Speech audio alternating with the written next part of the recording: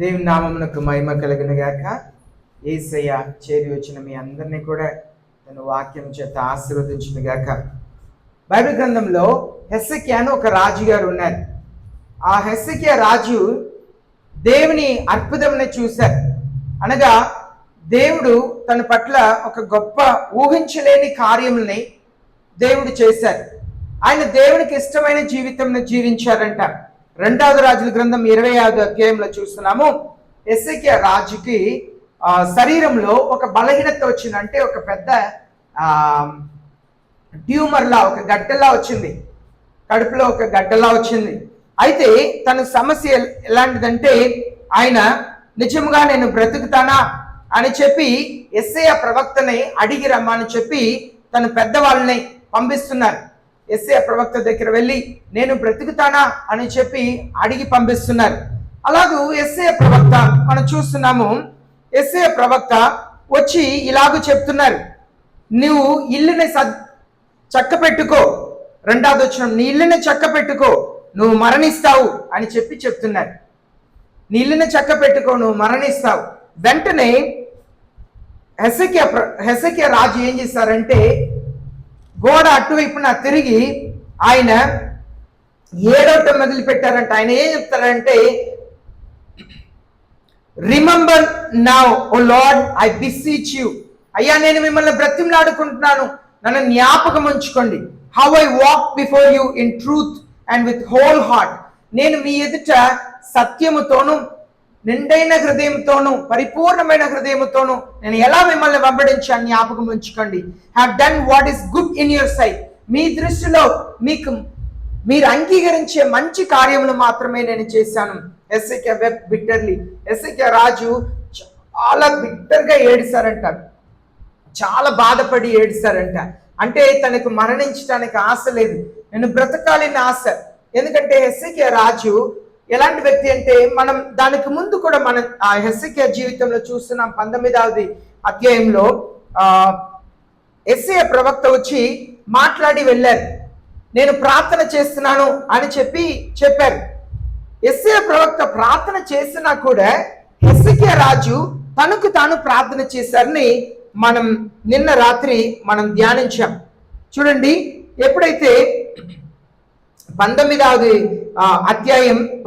అధ్యాయంలో యెషయా ప్రవక్త దగ్గర తను సామ్రాజ్యంలో ఉన్న పెద్దల్ని, దేవుని సేవకుల్ని అందరినీ కూడా యెషయా ప్రవక్త దగ్గర పంపించినప్పుడు యెషయా ప్రవక్త తన కొరకు ప్రార్థన చేసినట్లుగా 4వ వచనంలో, therefore offer prayer for the remnant that is left. మిగిలి ఉన్న ప్రజల కొరకు ప్రార్థన చేయండి అని చెప్పి యెషయా ప్రవక్త దగ్గర పంపించారని మనం చూస్తున్నాం. యెషయా ప్రవక్త కూడా దేవుని దగ్గర ప్రజల కొరకు ప్రార్థన చేశారు. కానీ హెస్కియా జీవితంలో మరలా అదే 19వ అధ్యాయం 8వ వచనం తర్వాత రెబ్షాకే అనే సైన్యాధిపతి వాళ్ళని, దేశంలో ఉన్న ప్రజల్ని నిందించి అవమానపరిచి అవహేళనపరిచి ఉత్తరం రాస్తే మనం చూస్తున్నాము. 14వ వచనంలో హెస్కియా రాజు ఆ ఉత్తరం చదివిన తర్వాత తీసుకొచ్చి దేవుని సన్నిధిలో ఉత్తరం పెట్టి, దేవుని సన్నిధిలో దేవుని ముందు ఆ ఉత్తరంని పరిచి ఆయన ప్రార్థన చేశారని మనం చూస్తున్నాం. అప్పుడు దేవుడు మరలా యెషయా ప్రవక్త ద్వారా, నేను మిమ్మల్ని ఆశీర్వదిస్తాను, దేశంలో ఒక అద్భుతం చేసి సైన్యకుల నుండి మిమ్మల్ని విడిపిస్తాను, అసిరియా సైన్యం నుండి మిమ్మల్ని విడిపిస్తాను, అలాగనే ఆ రాజును కూడా నేను ఇలాగూ మాట్లాడారు కనుక నేను ప్రాణంతో కూడా వదిలిపెట్టను అని చెప్పి దేవుడు చెప్పారు. ఇక్కడ మనం ఏమి నేర్చుకుంటున్నామంటే, దేవుని సేవకులు ప్రార్థన చేసినా కూడా, మీ కొరకు ప్రార్థన చేసినా కూడా మీరు మీ కొరకు ప్రార్థన చేయటం నేర్చుకోవాలి. దేవుని సేవకులు సంఘము కొరకు ప్రార్థన చేసినప్పుడు కూడా, మీ కొరకు వ్యక్తిగతంగా ప్రార్థన చేసినప్పుడు కూడా మీరు మీ కొరకు ప్రార్థన చేయటం నేర్చుకోవాలి, సంఘముల కొరకు ప్రార్థన చేయాలి. హెస్కియా రాజు దేశముల కొరకు సేవకుని యెషయా ప్రవక్తని ప్రార్థన చేయమన్నారు, తన కొరకు ప్రార్థన చేయమన్నారు. ఇప్పుడు హెస్కియా ప్రవక్త దేశము కొరకు తన కొరకు ప్రార్థన చేస్తున్నారు. మనం చాలాసారి దేవుని సేవకుల దగ్గర నా కొరకు ప్రార్థన చేయని అడుగుతాము, కానీ మన వ్యక్తిగతంగా ప్రార్థన చేయము. మనకు వ్యక్తిగత ప్రార్థన చాలా చాలా ప్రాముఖ్యం. దేవుని సన్నిధిలో వ్యక్తిగతంగా మోకరించి ఉపవాసముతో భారముతో ప్రార్థన చేయాలి. అదే హెస్కియా రాజు మొదటి కూడా అదే చేశారు. తను వస్త్రముని చింపుకొని గోని పట్టని కప్పుకొని ప్రార్థన చేస్తున్నారంట. మీరు ప్రతి ఒక్కరు కూడా వ్యక్తిగతంగా మీ కొరకు మీ కుటుంబం కొరకు ప్రార్థన చేయాలి. దేవుని సేవకులు ప్రార్థన దేవుడు ఆలకిస్తారు. ఇప్పుడు వ్యక్తిగతంగా హెస్కియా ప్రార్థన చేసినప్పుడు కూడా దేవుని సేవకుడు యెషయా ప్రవక్త ద్వారానే దేవుడు జవాబుని పంపించారు.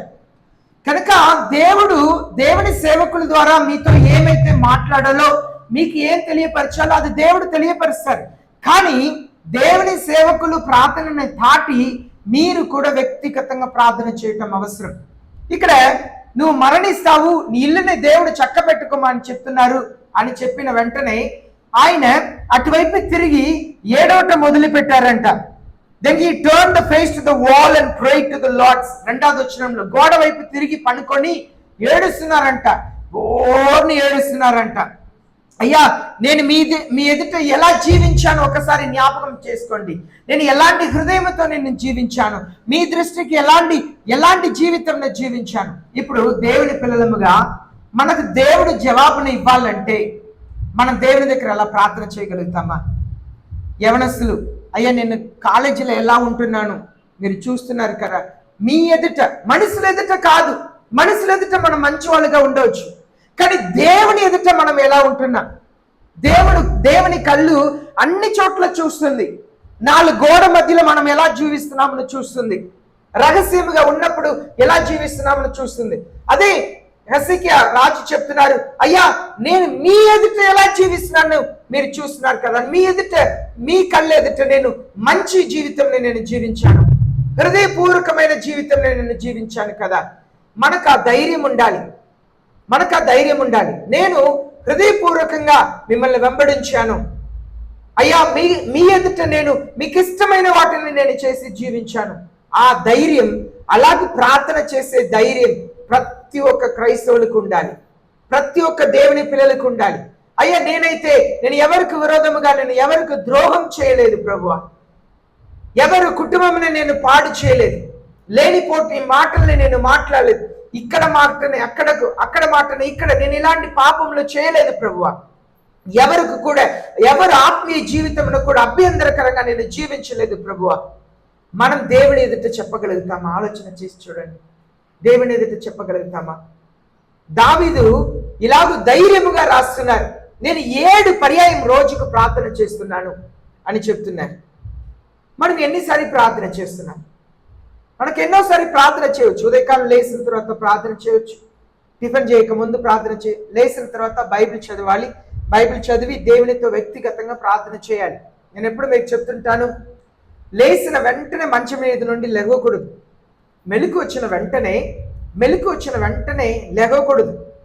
మెలకు వచ్చిన వెంటనే మంచం మీదే పనుకోవాలి. 5 నిమిషాలు 10 నిమిషాలు పనుకొని కళ్ళు మూసుకుంటే మరలా నిద్రపోతారు. కళ్ళు తెరుచుకొని దేవుని గొప్పతనంని ఆలోచన చేయాలి. దేవుడు నా పట్ల ఎంత మంచి దేవుడిగా ఉన్నారని ఆలోచన చేయాలి. దేవుని మనసారా స్తుతించాలి. నిన్నటి దినం నేను ఎలా జీవించాను, రేపు నేను ఎలా జీవించబోతున్నాను, ఈ రోజు నేను ఎలా జీవించాలి, నా జీవితం దేవుడు అంగీకరిస్తున్నారా? నిన్నటి దినం ఎవరికైనా నేను అభ్యంతరకరమైన జీవితం జీవించానా? నా వలన ఏదైనా కుటుంబంలో సమస్య వచ్చిందా? నా వలన ఎవరికైనా సంతోషం పోయిందా? నేను పలికిన మాటల వలన ఎవరైనా దుఃఖపడ్డారా, బాధపడ్డారా? దేవుడు ఎంత మంచి దేవుడే నా పట్ల ఉన్నారు. ఎలాగ నిన్నటి దినం నన్ను పోషించారు, నిన్న నా పట్ల దేవుడు ఎలా అద్భుతం చేశారు. ఒక 5-10 నిమిషాలు మంచి మీద పనికొని కళ్ళు తెరిచి ఆయన గొప్పతనంని ధ్యానించిన తరువాత మోకరించి దేవుని దగ్గర ప్రార్థన చేయాలి. తర్వాత మీరు బైబిల్ చదివి మంచి సమయంని ప్రార్థన చేయాలి. టిఫిన్ చేయ ముందు ప్రార్థన చేయాలి. మరలా మీరు బయట వెళ్తున్నప్పుడు, పనికి వెళ్ళే ముందు, పిల్లలు స్కూల్కి వెళ్ళే ముందు ప్రార్థన చేయాలి. మరలా అక్కడ వెళ్ళిన తర్వాత పిల్లలైతే స్కూల్లో, పని చేసేవారైతే మీ పని చేసే చోట్లో మీరు ప్రార్థన చేసుకోవాలి. యేసయ్యా నేను పని చేయబోతున్నాను, నా కష్టాజీతం నాకు ఆశీర్వాదకరంగా ఉండాలి, నా కష్టాజీతం చిల్లు చించులు వేసినట్లు కనపడకుండా పోకూడదు, ప్రార్థన చేసుకోవాలి. మరలా సాయంత్రం వచ్చిన తర్వాత దేవుని సన్నిధిలో అయ్యా నన్ను క్షేమంగా తీసుకొచ్చారు, మీకు వందనాలని చెప్పి ప్రార్థన చేయాలి. నేను చేసిన పని అంతా కూడా ఆశీర్వాదకరంగా ఉండాలి. నిన్నటి దినం చెప్పాను కదా, ఒక వ్యక్తికి ఓనర్ వచ్చి చెప్తున్నారు, రాత్రి 12 గంటలకు చివరి గడియ 12 గంటలకల్లా రిపోర్ట్ని పంపించేయాలి అంటే ఆయన 4 గంటలకి, రాత్రి 12 గంటలకు కాదు సార్ 4 గంటలకి నేను ఇస్తానని చెప్పి చేసి ఇస్తే ఇంకా ఒక వ్యక్తి ఆయన మీద అసూయతో చెత్తల పడేశారంట. కనుక మీరు ఆఫీస్లో ఒక మంచి పని చేసి వస్తారు, కానీ మిమ్మల్ని ఇష్టపడని వారు మీకు విరోధంగా ఏదైనా చేయవచ్చు. కనుక మనం ఇంటికి వచ్చిన తర్వాత ప్రార్థన చేయాలి, దేవుడు మన పనుల్ని ఆశీర్వదించాలని ప్రార్థన చేయాలి. మధ్యాహ్నం అన్నం తినే ముందు ప్రార్థన చేయాలి. తర్వాత మీకు రాత్రి పూట అన్నం తినే ముందు ప్రార్థన చేయాలి. మరలా కుటుంబంగా ప్రార్థన చేసుకోవాలి దేవుని సన్నిధిలో. అదే దావీదు చెప్తున్నాడు, నేను ఒకసారి 7 పర్యాయం ప్రార్థన చేస్తున్నాను. దానియేలు చెప్తున్నాడు, 3 పర్యాయం ప్రార్థన చేస్తున్నాను. హెజ్కియా రాజు దేవుని దృష్టిలో ఎంత మంచి వ్యక్తి అయితే, ఎంత ప్రాధాన్యతను దేవునికి ఇస్తే, ఎంత ధైర్యంగా దేవునికి చెప్తున్నారు, అయ్యా మీ ఎదుట నేను మంచి జీవితం నేను జీవించాను. మనం చెప్పగలుగుతామండి? మనం చెప్పగలుగుతామా? మీ ఎదుట నేను మంచి జీవితం జీవిస్తాను చెప్పగలుగుతామా?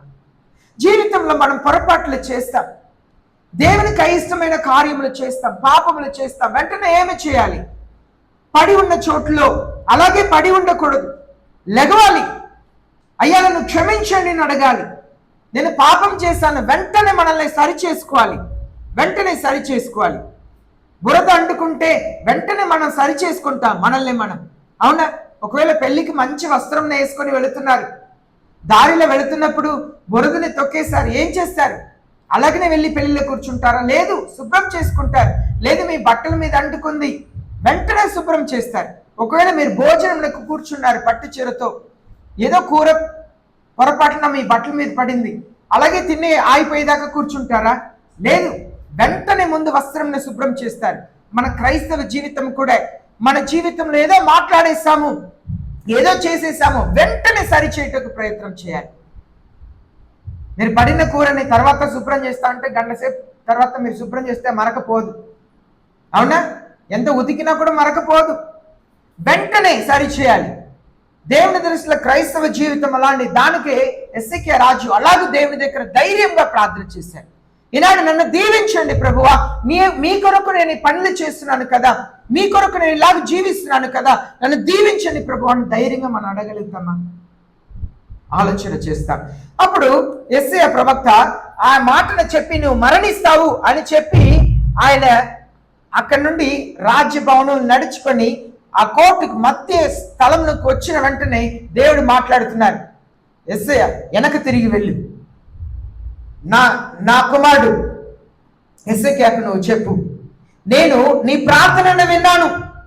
Return to Hezekiah the leader of my people, నా ప్రజల నాయకుడైన హెజ్కియా దగ్గర వెళ్ళి నువ్వు చెప్పు, నీ ప్రార్థన నేను విన్నాను. యేసయ్య మన ప్రార్థన వింటున్నారు అనే విశ్వాసం ఎంతమందికి ఉంది? నా ప్రార్థనను యేసయ్య వింటున్నారు. ముందు దేవుని పిల్లలైన మనకు విశ్వాసం ఉండాలి. హెజ్కియాకి ఎలాంటి ఆత్మీయ జీవితం ఉంటే ప్రార్థన చేశారంట. ఆయన ప్రార్థన చేసి చెప్పిన ప్రవక్త ఆ గదిలో రాజభవనంలో మధ్య గదికి వచ్చిన వెంటనే దేవుడు చెప్తున్నారు, వెనక వెళ్ళి నా ప్రజల నాయకుడైన హెజ్కియాకు చెప్పు, నీ ప్రార్థన నేను విన్నాను, నేను నీ కన్నీటిని చూశాను. I have seen your tears. 5వ వచనంలో నీ ప్రార్థన విన్నాను, నీ కన్నీటిని నేను చూశాను. ఆయన బిట్టర్గా ఏడుస్తారంట. చివరిగా మీరు ఏడిసి ఎప్పుడు ప్రార్థన చేశారండి? మీ భర్త రక్షణ కొరకు, మీ పిల్లల జీవితం కొరకు చివరిగా ఎప్పుడు కన్నీళ్ళు కార్చి ప్రార్థన చేశారు? మీ అమ్మ నాన్న రక్షణ కొరకు, మీ అక్కా చెల్లెలు, మీ అన్న తమ్ముడు రక్షణ కొరకు చివరిగా ఎప్పుడు కన్నీళ్ళు కార్చి ప్రార్థన చేశారు? చివరిగా మీ జీవితంలో నా పాపమును క్షమించండి ప్రభువాన్ని చివరిగా ఎప్పుడు కన్నీళ్ళు కార్చి ప్రార్థన చేశారండి? నిన్న, ఈ ఉదయకాలం, 2 రోజుల క్రితం, లేదు పోయిన వారం, పోయిన చివరిగా ఎప్పుడు మీ నుండి మీరు కళ్ళలో కన్నీళ్ళు కార్చి ప్రార్థన చేశారు? చివరిగా ఎప్పుడు కన్నీళ్ళు కార్చి ప్రార్థన చేశారు? ఆలోచన చేయండి. చాలా మందికి మోకరిస్తే కన్నీళ్ళే రాదు. నిజమైన దుఃఖం కలగాలి. నా కుటుంబంలో ఉన్న వారికి రక్షణ లేదే, అయ్యో నా పిల్లలు మాట వినట్లేదే, కన్నీళ్ళు రావాలి. కన్నీటితో దేవుని సన్నిధిలో ప్రార్థన చేయాలి. దేవుడు చెప్తున్నారు, నీ ప్రార్థన విన్నాను, నీ కన్నీటిని చూశాను. మన ప్రార్థనను యేసే వింటున్నారండి. మన కార్చే కన్నీటిని యేసే చూస్తున్నారు. మనం విశ్వసించి దేవుని సన్నిధిలో అలాగూ ప్రార్థన చేయాలి. దేవుడు చెప్తున్నారు యెషయా ప్రవక్త ద్వారా, 3వ రోజు నువ్వు దేవాలయంలోకి వెళుతావు, నీ ప్రార్థన విన్నా, నీ కన్నీటిని తుడిచా, ఇదిగో 3వ రోజు నువ్వు దేవాలయంలోకి వెళుతావు. దానితో పాటు 15 సంవత్సరమును నీ జీవితంలో నేను పొడిగిస్తున్నాను. దేవుడు అప్పుడే చెప్పి పంపించారు కదా, నువ్వు మరణిస్తావు, ఇల్లుని చక్కబెట్టుకో. కానీ దేవుడు చెప్తున్నారు, నీ ప్రార్థన విన్నా, నీ కన్నీటిని చూశాను, నువ్వు 3వ రోజు దేవుని ఆలయంలోకి వెళుతావు, ఇదిగో 15 సంవత్సరాలు నేను నీ జీవితం నేను పొడిగిస్తున్నాను. 6వ వచనం, 15 సంవత్సరాలని పొడిగించటమే కాక ఈ పట్టణముని నేను అసిరియా రాజు దగ్గర నుండి నేను కాపాడుతాను. ఈ కార్యంని నా సేవకుడైన దావీదు కొరకు నేను చేస్తాను. అయితే దావీదు దేవునికి ఎంత ఇష్టకరమైన జీవితం జీవించుంటే దేవుడు పదే పదే దావీదు కొరకు ఈ పనిని చేస్తాను, నా సేవకుడు దావీదు కొరకు ఈ పనిని చేస్తాను. మనల్ని బట్టి దేవుడు చెప్పాలి, నిన్ను బట్టి, నీ భర్తను బట్టి నేను ఈ కార్యంను చేస్తున్నాను, నీ భార్యను బట్టి ఈ కార్యంను చేస్తున్నాను, నీ పిల్లలను బట్టి ఈ కార్యంను చేస్తున్నాను, నీ అమ్మను బట్టి, నీ అమ్మ నీ కొరకు చేసిన ప్రార్థనను బట్టి నేను ఈ కార్యంను చేస్తున్నాను, నీ నాన్న చేసిన ప్రార్థనని బట్టి ఈ కార్యం నేను కుటుంబంలో చేస్తున్నాను. దావీదు అలాంటి సేవకుడు అంట. దావీదుని బట్టి ఈ కార్యంలో చేస్తున్నాను. ఏడిసింది నేను చనిపోకూడదని, కానీ ఎన్ని ఆశీర్వాదాలు చూడండి ఏడిసి ప్రార్థన చేయటం వలన. అయితే యెషయా ప్రవక్త 7వ వచనంలో చెప్తున్నారు, ఫిగ్స్ అంటే తెలుగులో అంజూర చెట్టు ఫలంని ఆ పండుని తీసి గాయం మీద పెట్టమంటున్నారు. ఆ బాయిల్ ఆ గడ్డ మీద పెట్టమంటే ఆయనకు స్వస్థత కలిగిందంట.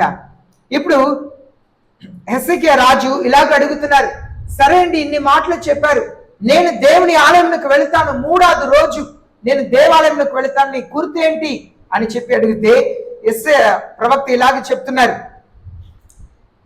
This shall be sign for you that the Lord will do that things that he has spoken. దేవుడు చెప్పిన మాటను చేస్తారు.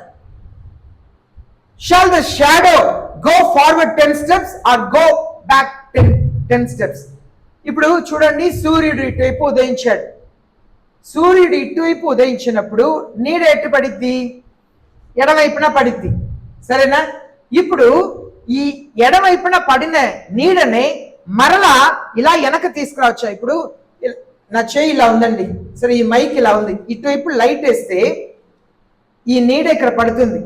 ఈ నీడని ఇక్కడ దాకా తీసుకురావాలంటే ఏం చేయాలి?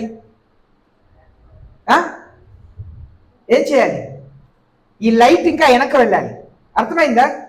ఈ లైట్ ఇలా వచ్చేసరికి నీడ ఎలా వెళ్తా ఉండిద్ది.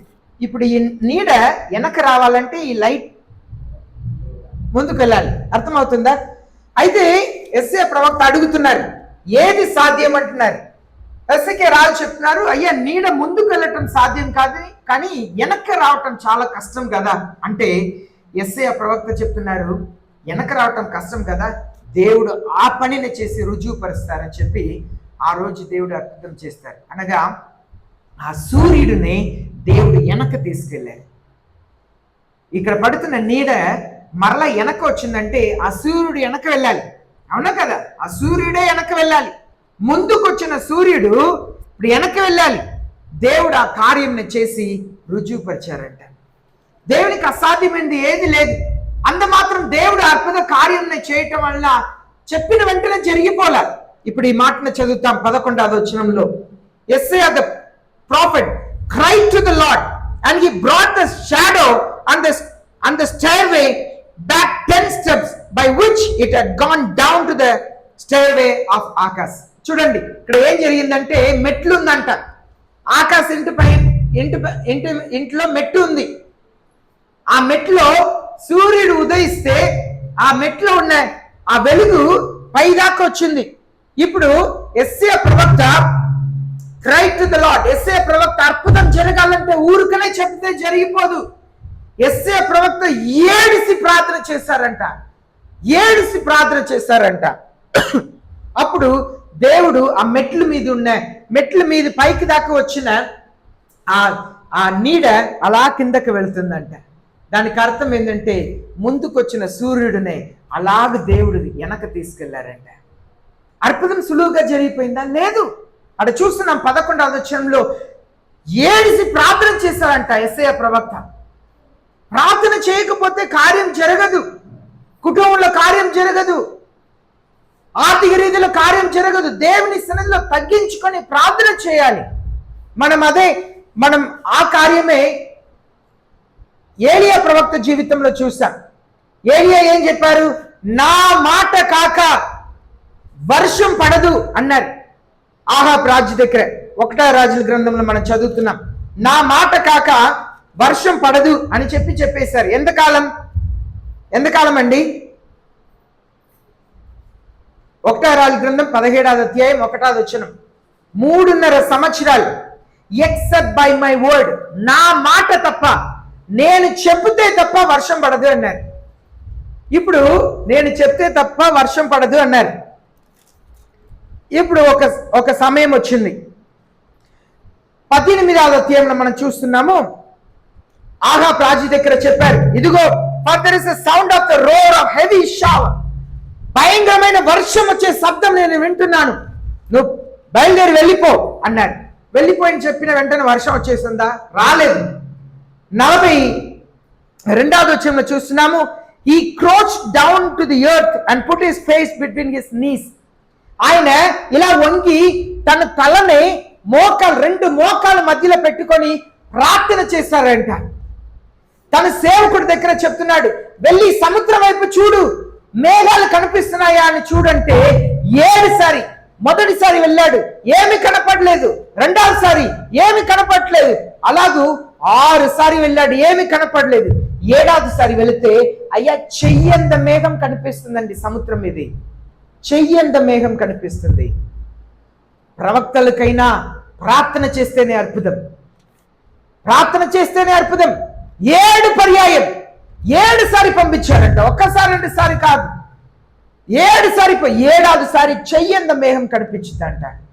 తలనే 2 మోకాలకు మధ్యలో పెట్టుకొని ప్రార్థన చేశారంట. అలాగూ ప్రార్థన చేశారంట. మరలా లేచి చెప్తున్నారు, వెళ్ళి చూడు. మరలా ప్రార్థన చేస్తున్నారు. అద్భుతం జరగాలంటే ఊరికనే జరగదండి. నాకు అప్పులు తీరిపోవాలి, కుటుంబంలో కార్యం జరగాలి, ఊరికనే జరగదు. ఆశీర్వాదం రావాలి, స్వస్థత కావాలి, ఊరికనే జరగదు. ప్రార్థించాలి. అది ఎంత గొప్ప ప్రవక్తలైనా ప్రార్థన చేయాలి, రాజు అయినా ప్రార్థన చేయాలి, సేవకుడైనా నేనైనా ప్రార్థన చేయాలి, విశ్వాసులైన మీరైనా ప్రార్థన చేయాలి. ప్రార్థన చేస్తేనే అద్భుతం. యెషయా ప్రవక్త ఏలియా ఏం చెప్పారు? నా మాట తప్ప వర్షం రాదన్నారు. 3.5 సంవత్సరాలు తర్వాత అంతగా ప్రార్థన చేశారంట. 6 సారి పంపించి సేవకుడు సముద్రం వైపు వెళ్ళి చూస్తున్నారంట. లేదండి తిరిగి వస్తున్నాడు. యెషయా ప్రవక్త చెప్పేశారు, ఇదిగో నీడ ముందుకెళ్ళటం సులువు, దాన్ని వెనక తీసుకొచ్చి చూపిస్తా అని చెప్పేశారు. సులువుగా జరిగిపోవాలా. 11వ వచనంలో Isaiah prophet cried to the Lord and brought the shadow. ఆయన మరలా తెప్పించారంట. ముందుకు వెళ్ళిన నీడను వెనక తెప్పించారంటే సూర్యుడినే వెనక పంపించారు. అద్భుతం జరగాలంటే ప్రార్థన చేయాలి. ప్రార్థన జరగకపోతే అద్భుతం జరగదు. మోకరిస్తాం, ప్రార్థన చేస్తాం. ప్రియమైన దేవుని జనమా, అది సేవకులైనా సరే, విశ్వాసులైనా